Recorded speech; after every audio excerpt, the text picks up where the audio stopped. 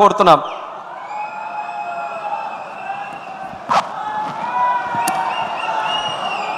బడుగు బలహీన వర్గాల ఆశా జ్యోతి ముఖ్యమంత్రి వర్యులు శ్రీ నారా చంద్రబాబు నాయుడు గారికి, యువతకి ఆశా కిరణంగా నిలిచిన గౌరవనీయులు నారా లోకేష్ గారికి, వేదికను అలంకరించిన పెద్దలకి, ఇక్కడ ఇచ్చేసిన తెలుగుదేశం పార్టీ కుటుంబ సభ్యులకి, మీడియా వారికి అందరికీ కూడా నా నమస్కారాలు తెలియజేస్తా ఉన్నాను.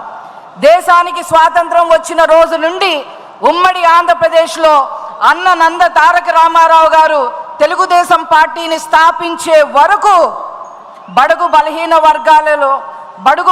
వర్గాలు బానిస వర్గాలుగానే మిగిలిపోయాయి.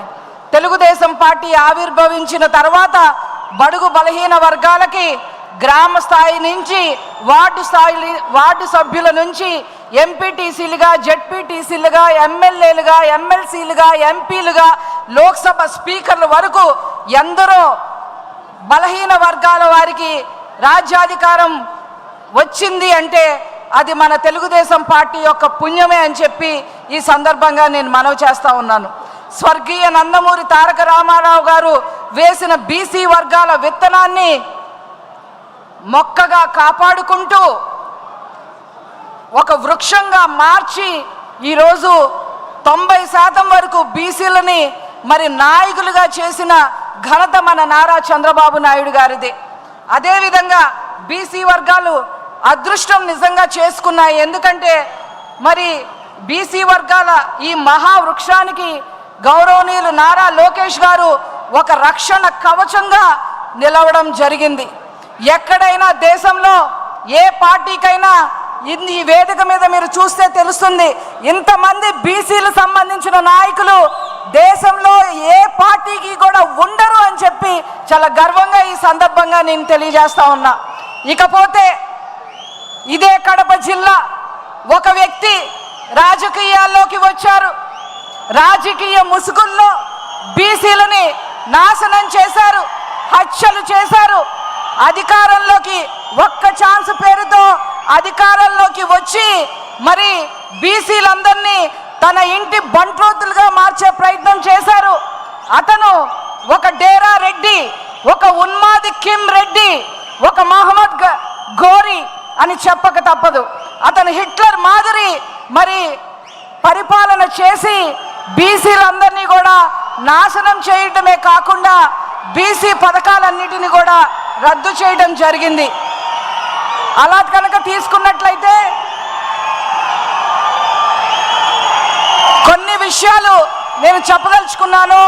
మరి స్థానిక సంస్థల్లో 24% నుంచి 34% వరకు రిజర్వేషన్లు తీసుకొస్తే నారా చంద్రబాబు నాయుడు గారు బీసీ వర్గాలకి రిజర్వేషన్లు తీసుకొస్తే మరి గత ప్రభుత్వం బీసీలకి నాయకులు అవ్వటానికి వీల్లేదు అని చెప్పి 1600-800 మందిని నాయకులు కాకుండా చేసిన ప్రభుత్వం గత ప్రభుత్వం.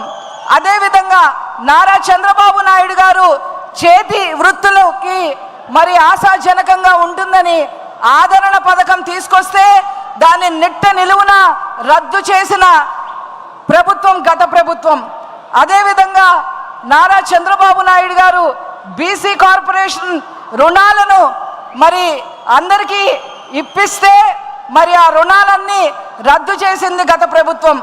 అదేవిధంగా 100 కోట్ల సప్లా నిధులుగా మరి తీసుకొచ్చి బీసీలను నారా చంద్రబాబు నాయుడు గారు ఉద్ధరిస్తే మరి అవన్నీ దారి మళ్లించింది గత ప్రభుత్వం.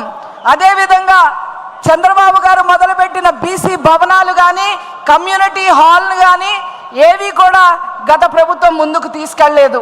విదేశీ విద్య సైతం మరి పక్కన పెట్టింది గత ప్రభుత్వం. మరి అంతేకాకుండా 30 పైన నారా చంద్రబాబు నాయుడు గారు ఏవైతే బీసీల కోసం పథకాలు తీసుకొచ్చారో వాటన్నిటినీ రద్దు చేసింది గత ప్రభుత్వం. ఇదిగో నా దగ్గర ఈ పేపర్ ఉంది. ఇది కనుక నేను చదవటం మొదలు పెడితే దాదాపు 2 రోజులు అవుతుంది. టైం సరిపోదు కాబట్టి నేను అవన్నీ చెప్పట్లేదు. 30 పైన మరి పథకాలని గత ప్రభుత్వం రద్దు చేసింది. అంతేకాకుండా హత్యలు మీ అందరికీ కూడా తెలుసు.